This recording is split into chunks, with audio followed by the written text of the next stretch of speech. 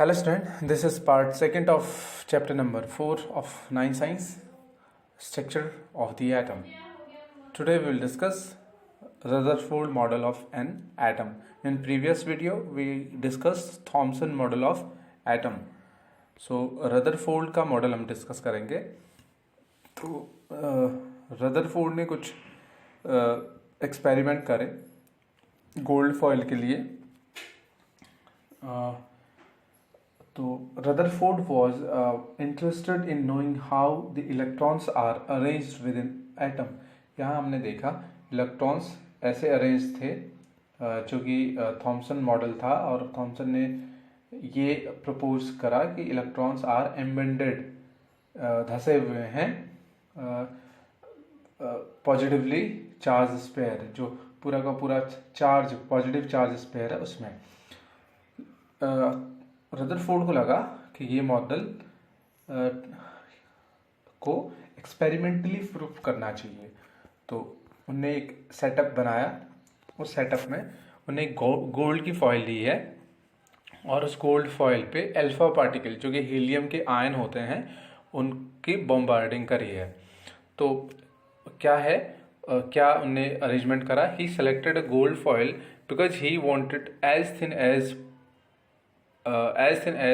Layer as possible. Means बहुत thin layer वो चाहते थे, क्योंकि कम से कम एटम आए और हमको स्टडी आराम से कर पाएँ. तो क्योंकि आपको पता है गोल्ड कि हम बहुत थिन शीट्स बना सकते हैं, तो उन्हें गोल्ड फॉइल को लिया. This gold foil was about 1000 atoms thick. और ये गोल्ड फॉइल कैसी थी, इसके थिकनेस में 1000 एटम थे, तो वो स्टडी करना आसान था. Alpha particles are double charge helium ions. वो हम बात कर चुके हैं. अल्फा पार्टिकल क्या है, डबल चार्ज हीलियम आयन है, हीलियम के आयन है.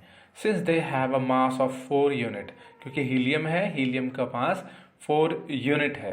The fast moving alpha particle have a considerable amount of energy.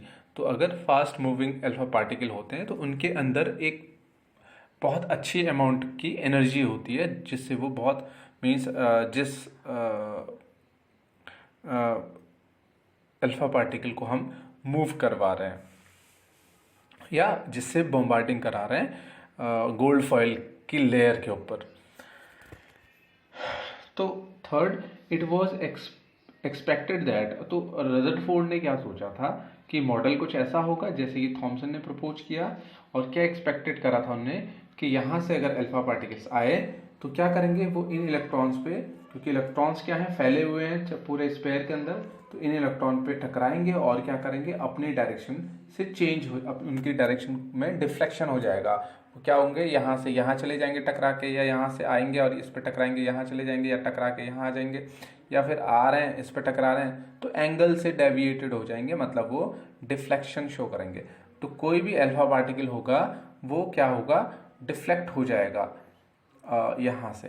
तो ऑलमोस्ट अल्फा पार्टिकल क्या हो जाएंगे, डिफ्लेक्ट हो जाएंगे. कोई भी अल्फा पार्टिकल सीधे नहीं जा पाएगा, वो डिफ्लेक्ट हो जाएंगे, क्योंकि इलेक्ट्रॉन्स क्या हैं, फैले हुए हैं.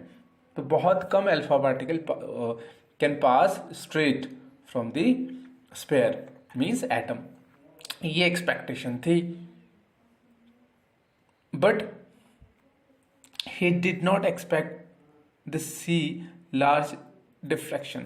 लेकिन उन्होंने लार्ज डिफ्लेक्शन को एक्सपेक्ट नहीं करा था. उन्होंने ये नहीं सोचा था कि जो he did not expected to see large deflections. तो उन्होंने क्या एक्सपेक्ट करा था, by the subatomic particles in the gold atom. Since the alpha particles were much heavier than the proton, he did not expected to see large deflection. तो उन्हें ये expected नहीं करा था. तो उनके एक्सपेक्टेशन के ऑपोजिट रिजल्ट आया है. तो होता क्या है, यहाँ पे ऑलमोस्ट अल्फा पार्टिकल्स क्या होते हैं, अल्फा पार्टिकल की बॉम्बार्डिंग यहाँ से कर रहे हैं, तो ऑलमोस्ट अल्फा पार्टिकल क्या जाते हैं यहाँ, मीन्स गोल्ड, ये हैं क्या है, एटम्स हैं गोल्ड फॉइल के. ये 1000 एटम थिक जो गोल्ड फॉइल है उसके एटम्स हैं. ये गोल्ड फॉइल है, हमने इस पर अल्फा पार्टिकल्स डाले हैं. तो क्या देखते हैं कि ऑलमोस्ट अल्फा पार्टिकल्स क्या कर जाते हैं, उस गोल्ड फॉइल से पास हो जाते हैं स्ट्रेट। तो क्या देखा उनने, वो हम ऑब्जर्वेशन क्या थी वो हम डिस्कस करते हैं। Most of the fast moving alpha particles passed straight through the gold foil. अधिकतर अल्फा पार्टिकल्स क्या कर जाते हैं, स्ट्रेट पास हो जाते हैं, स्ट्रेटली पास हो जाते हैं, निकल जाते हैं। Some of the alpha particles well deflected, कुछ अल्फा पार्टिकल क्या होते हैं, छोटे एंगल से डिफ्लेक्टेड हो जाते हैं। जैसे कि यहाँ देखें, ये क्या हुआ, डिफ्लेक्शन हो गया। या आप यहाँ देखें बहुत सारे अल्फा पार्टिकल हैं जो डिफ्लेक्टेड हुए हैं, जैसे ये डिफ्लेक्शन हो गया। जैसे यहाँ देखें आप, डिफ्लेक्शन हो गया। तो कुछ जो अल्फा पार्टिकल है वो डिफ्लेक्टेड हो जाते हैं। तीसरी चीज़ क्या देख रही, surprisingly one of out of 12,000 particles appear to be rebound. 12,000 particles में से एक पार्टिकल ऐसा होता है जो क्या करता है, रिबाउंड हो जाता है। जैसे जिस एंगल से गया है, मीन्स 180 डिग्री पे क्या हो जाता है, वो वापस आ जाता है। मीन्स उसमें वो उस सेंटर मटेरियल पे टकरा के वापस आ गया। तो ये सारी चीज़ें थी जो ऑब्जर्व उन्होंने करी, और इस ऑब्जर्वेशन के बाद क्या कंक्लूजन उन्होंने निकाला वो हम डिस्कस करते हैं। तो पहला ऑब्जर्वेशन क्या था कि most of the alpha particle pass through the atom या और गोल्ड फॉइल। तो गोल्ड फॉइल से अधिकतर अल्फा पार्टिकल निकल जा रहे हैं। इसका कारण क्या था, most of the space inside the atom is empty. उनने बोला कि अधिकतर जगह क्या होनी चाहिए, उस एटम के अंदर खाली होनी चाहिए।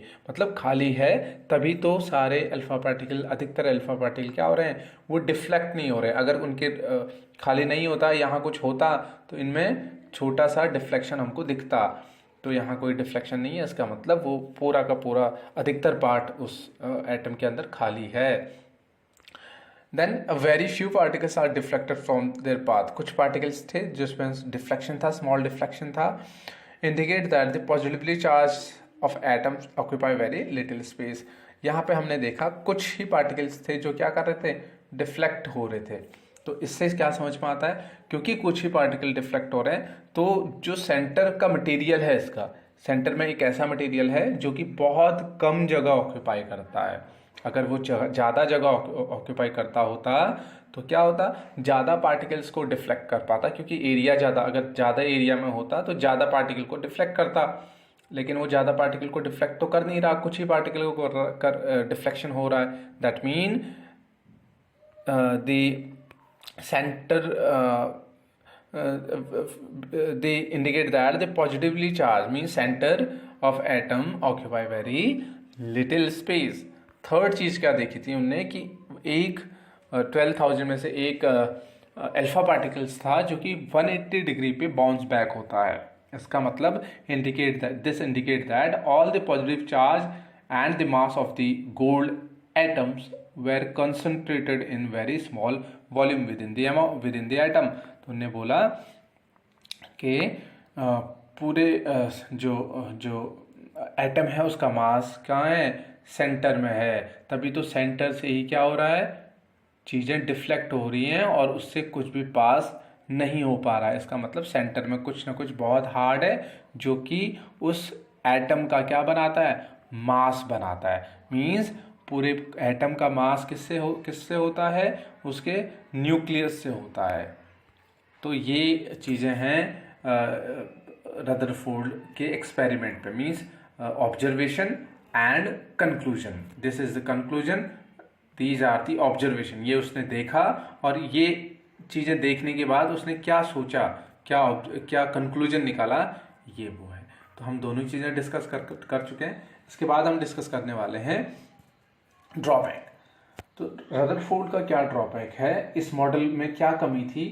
मॉडल बहुत अच्छा है लेकिन इसकी एक ड्रॉबैक है बेटा। ड्रॉबैक इज, रदरफोर्ड ने क्या बोला था कि जो न्यूक्लियस है वो सेंटर में होता है और इलेक्ट्रॉन्स क्या करते हैं, रिवॉल्व करते हैं अराउंड दी न्यूक्लियस। तो यहाँ पे रदरफोर्ड ने बोला है कि न्यूक्लियस के अराउंड इलेक्ट्रॉन्स घूमता रहता है। इसका मतलब इलेक्ट्रॉन्स को घूमने के लिए एनर्जी उसके पास है। बट कोई भी चीज़ अगर सर्कुलर पाथ में क्या करती है, रिवॉल्व करती है, तो उसका डायरेक्शन हर बार चेंज होता है, ईच पॉइंट पे उसका डायरेक्शन में चेंज आता है। हम प्रीवियस चैप्टर में इसको पढ़ चुके हैं सर्कुलर मोशन में, कि उसका जो डायरेक्शन है वो हर पॉइंट पे बदलता है। अगर डायरेक्शन बदल रहा है तो वेलोसिटी भी बदलती है, क्योंकि वेलोसिटी डायरेक्शन पे डिपेंड करती है। अगर वेलोसिटी चेंज हो रही है तो rate of change of velocity known as acceleration. तो मीन्स एक्सेलरेशन भी हो रहा है। आपको पता है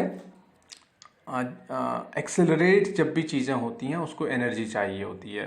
मीन्स इलेक्ट्रॉन की एनर्जी, जितनी भी एनर्जी इलेक्ट्रॉन के पास थी वो टाइम टू टाइम यूटिलाइज हो रही है टू एक्सेलरेट, खुद को एक्सेलरेट करने में। बट अगर ऐसे ही यूटिलाइज होती रही एनर्जी तो क्या होगा, अल्टीमेटली इलेक्ट्रॉन की एनर्जी कम होती जाएगी और अल्टीमेटली ख़त्म हो जाएगी, और वो जैसे जैसे एनर्जी उसकी कम होगी उसका सर्कुलर पाथ छोटा होता जाएगा और अल्टीमेटली वो न्यूक्लियस में गिर जाएगा और जो एटम है वो मीन्स ख़त्म हो जाएगा। एटम एग्जिस्ट करेगा ही नहीं। मीन्स अगर एटम एग्जिस्ट नहीं करेगा तो क्या होगा, मैटर भी एग्जिस्ट नहीं करेगा और अल्टीमेटली होना ये चाहिए कि वो ऑब्जेक्ट गायब हो जाएगा, जबकि ऐसा नहीं होता है। तो इस चीज़ को रदरफोर्ड एक्सप्लेन नहीं कर पाए। इस चीज़ को ओवरकम करा बोर के मॉडल ने। तो बोर का मॉडल हम नेक्स्ट वीडियो के अंदर देखने वाले हैं। Till then take care of yourself. Thank you.